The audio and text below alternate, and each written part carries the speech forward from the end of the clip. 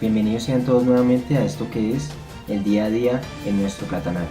Este bonito espacio en el cual recapitularemos los pros y los contras de este hermoso país.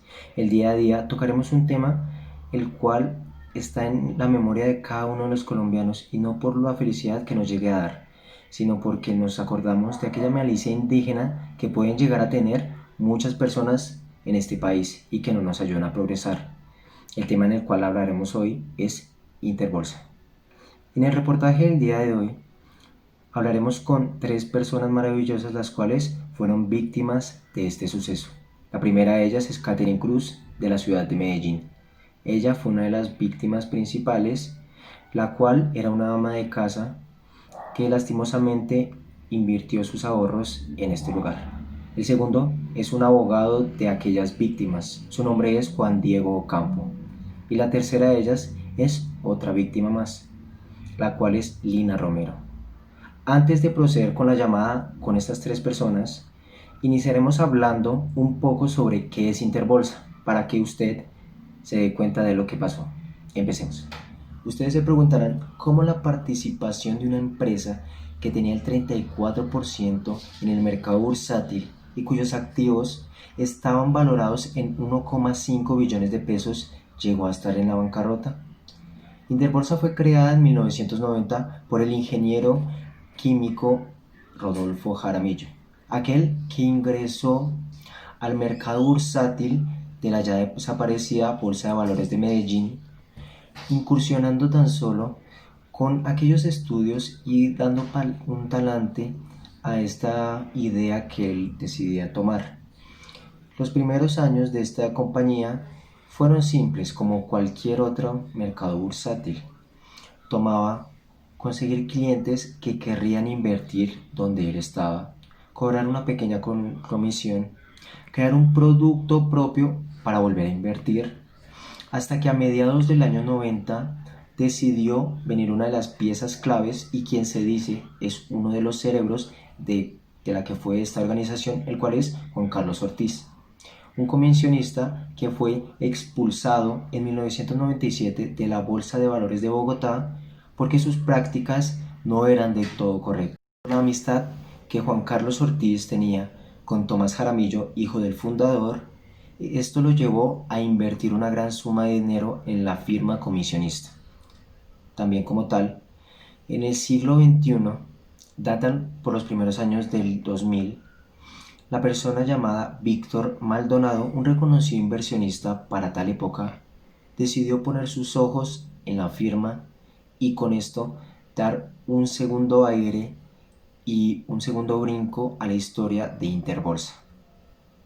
Interbolsa creció como la espuma en ese tiempo y adquirió participaciones en compañías como Coltejer, Fabricato, la Bolsa Mercantil de Colombia, las aerolíneas EasyFly, entre otros. Pero a mediados del 2011 se empezó a dar un declive impresionante para esta compañía. Esto no se dio de la noche a la mañana, pero ya desde el mercado bursátil se empezaba a sentir un nerviosismo porque el negocio muy grande se estaba desplomando. Esto se dio ya que la empresa decidió hacer un pequeño descanso en cuanto a sus procesamientos y sus cosas y decidió invertir en Fabricato, una textilería que en el año 2011 tuvo pérdidas de más de 5.600 millones de pesos, lo cual no era muy lógico para las personas, y cual deseaban las personas de Interbolsa era que la acción de Fabricato aumentara de un 30 a un 90% de sus pesos, lo cual empezó a darse y empezó a contribuir a que la compañía fuera llamada por el Estado y empezara a cesar su producción. Las personas implicadas en el declive de este importante mercado bursátil son Rodrigo Jaramillo, quien vio caer su sueño hecho pedazos; Tomás Jaramillo, hijo del fundador y la cara de Interbolsa; Juan Carlos Ortiz, quienes lo llamaban el cerebro de Interbolsa. Víctor Maldonado, el máximo accionista de esta compañía, y Alessandro Corridori, un italiano que ni en Italia lo conocían y con el cual empezó el declive de Interbolsa.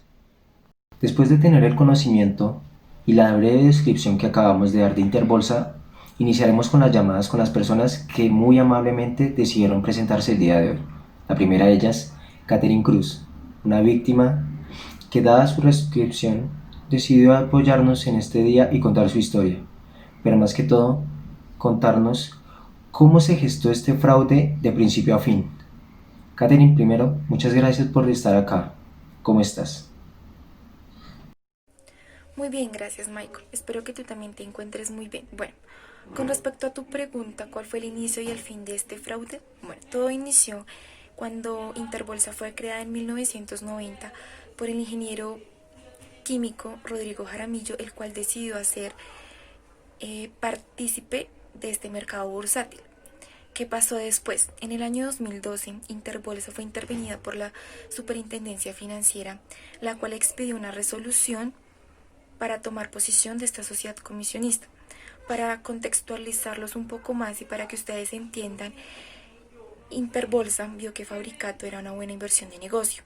Esta textilera se dedicaba al negocio del Tratado de Libre Comercio con Estados Unidos.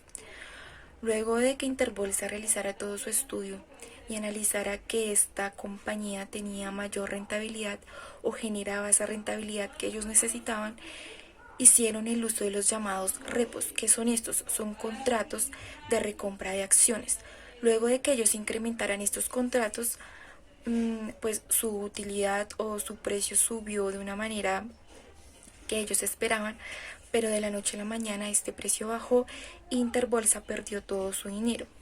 Esto quiere decir que ellos no tuvieron con qué pagar sus deudas y pues la llamaron ilíquida. Y con respecto a mi experiencia con Interbolsa, realmente tuve mis ahorros para la compra de una casa, pero mi decisión fue invertirlos en este mercado y pues lo perdí todo.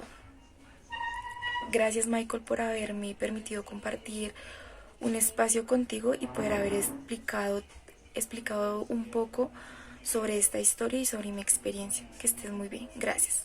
Catherine, muchas gracias por tu aporte sobre este tema. Seguido de esto, hablaremos con el abogado Juan Diego Campo, quien muy amablemente vino a contarnos una parte de lo que él cree, con la pregunta que le haremos: ¿qué aportes, qué controles se debieron ubicar para que esta situación no ocurriera? Muchas gracias por estar acá. ¿Y cuáles cree usted, Juan Diego? Claro que sí, Michael, muchas gracias por la invitación y vamos a responder la pregunta lo más sencillo posible para que todos podamos entender qué pasó. Bueno, lo más importante es entender que Interbolsa no presentó problemas de liquidez de la noche a la mañana, no. Interbolsa venía con problemas para cumplir con sus obligaciones de hace unos meses y el gobierno y entes importantes estaban presionando a los bancos para que les aprobaran créditos, préstamos para que ellos pudieran seguir operando. Pero ¿qué pasó? Interbolsa cometió el error de vender muchos repos, que son títulos valores, con la obligación de que esta entidad vuelve a comprarlos en un cierto tiempo. Bueno, vendió muchos de estos a nombre de una empresa antioqueña llamada Fabricato, dedicada al sector textil.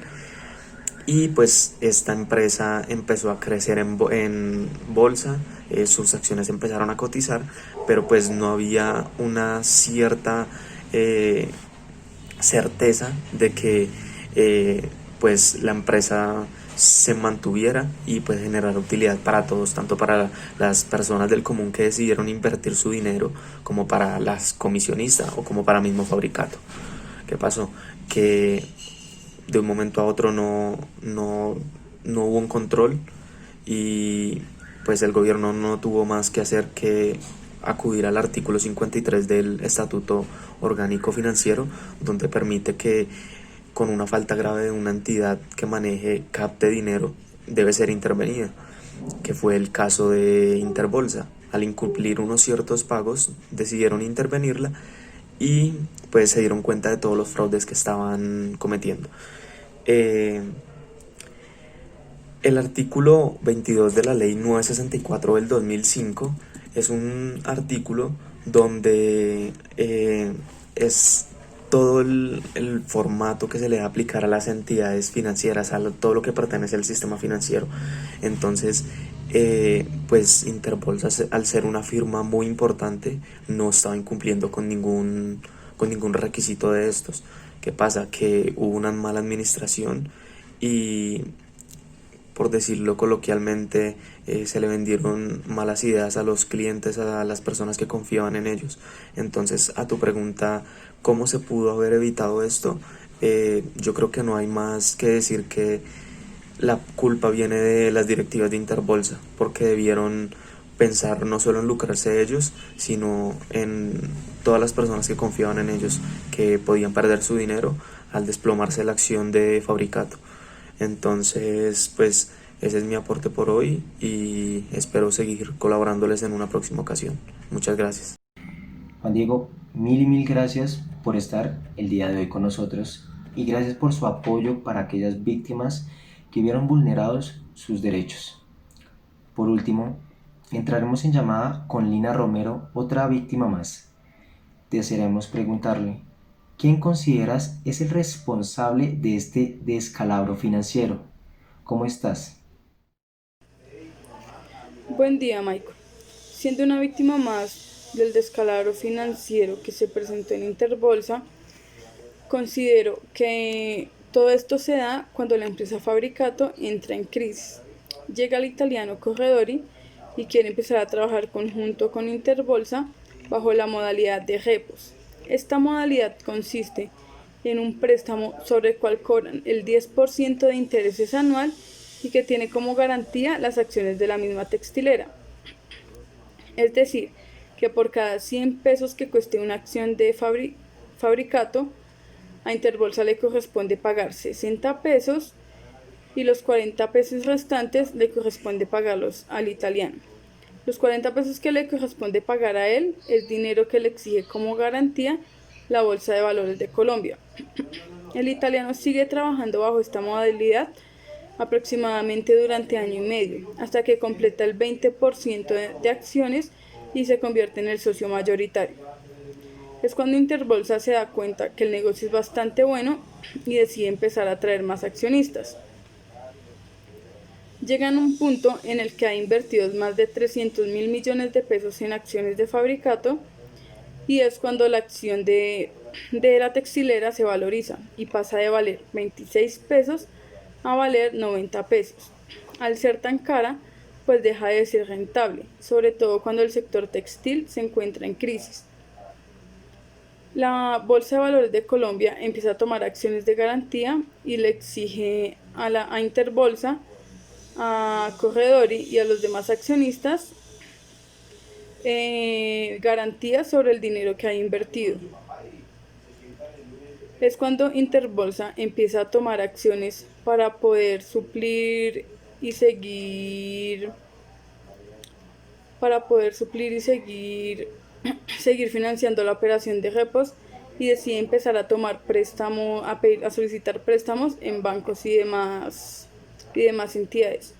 Y todo esto estalla cuando se dan cuenta que Interbolsa incumple en el pago de un crédito que tiene con el banco BBVA de 20 millones y cuando empiezan a intervenirla y se dan cuenta que ya no tiene solvencia económica.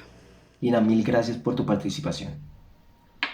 Ahora, queremos dar un poco unas conclusiones o una opinión de la que nosotros pensamos puede llegar a ser un poco subjetiva, si usted piensa que fue algo bueno o malo lo que pasó.